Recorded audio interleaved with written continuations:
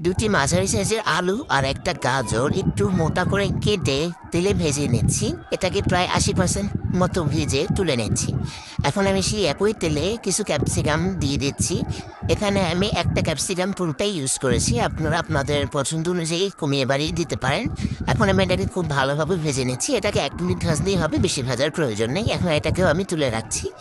এখন আমি দিয়ে দিচ্ছি কিছু ব্রোকলি আর ফুলকপি একসাথে, এতে দেখতে সুন্দর লাগবে, খেতেও মজা হবে। এটাকেও 80% মতোই ভেজে তুলে রাখছি। এখন 6-7টা সিম আর এক ফালি মিষ্টি কুমড়ো সমানভাবে কেটে সেটাকে আমি এখন তেলে ভেজে নেব। এটাকে 80% সিদ্ধ হয়ে যাবে এরকম করেই ভেজে নিতে হবে। আপনারা চেষ্টা করবেন যত ধরনেরই সবজি দেবেন সবগুলোকেই সমান রকমেরই টুকরো করে কেটে নিতে, এতে দেখতে সুন্দর হবে। এখন আমার এগুলো ভাজা হয়ে গিয়েছে, এগুলোকে আমি তুলে নিচ্ছি। 4টে ডিম সিদ্ধ করে সেটার কুসুম আলাদা করে নিয়েছি। এবার ডিমের সাদা অংশগুলোকে টুকরো করে কেটে গরম তেলে ভেজে নিচ্ছি। বেশি ভাজার প্রয়োজন নেই, অল্প ভাজলেই হবে, জাস্ট একটু কালারটা পরিবর্তন হয়ে গেলেই হবে।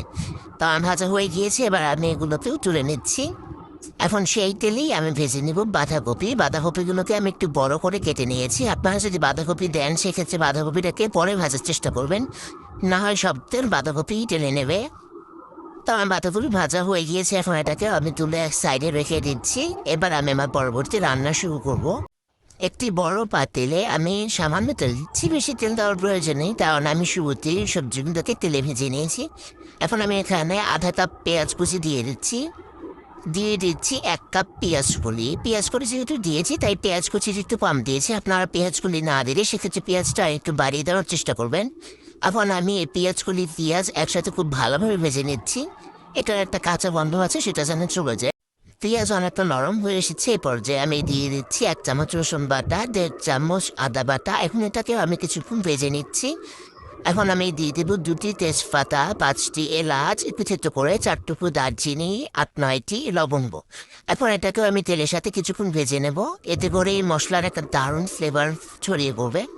এখন আমি দিয়ে দিচ্ছি 2 চামচ হলুদ গুঁড়ো।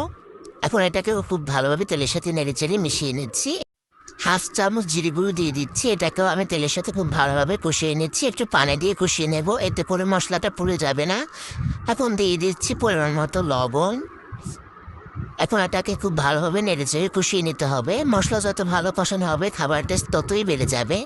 এ পর্যায়ে আমি দিয়ে দিচ্ছি স্বাদ মতো মরিচ। এখানে আপনারা আপনাদের স্বাদ অনুযায়ী মরিচ কমিয়ে বাড়িয়ে দিতে পারেন, যে যেরকম ঝাল খান।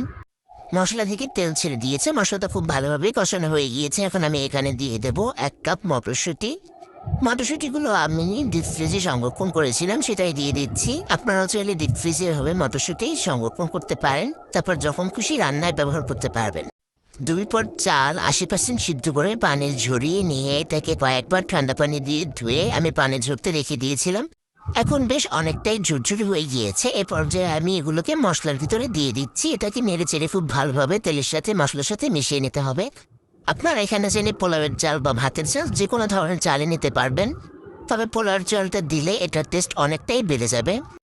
ভাতগুলোকে মশলার সাথে খুব ভালোভাবে ভেজে নিতে হবে। এটাকে যতটা ভাজা হবে এটার টেস্ট ততটাই বাড়তে থাকবে। তো আমার এখন এটাকে ভাজা হয়ে গিয়েছে, এবার যে আমি দিয়ে দিচ্ছি আমার আগে থেকেই ভেজে রাখা সবজিগুলোকে। সব সবজি দিয়ে আমি এখন এটাকে আরও কিছুক্ষণ ভেজে নেব। এটাকে যতটা ভালোভাবে ভাজতে পারবেন এটার টেস্ট ততটাই বাড়তে থাকবে, আর এটা সুন্দর ঝুরঝুরেও হবে।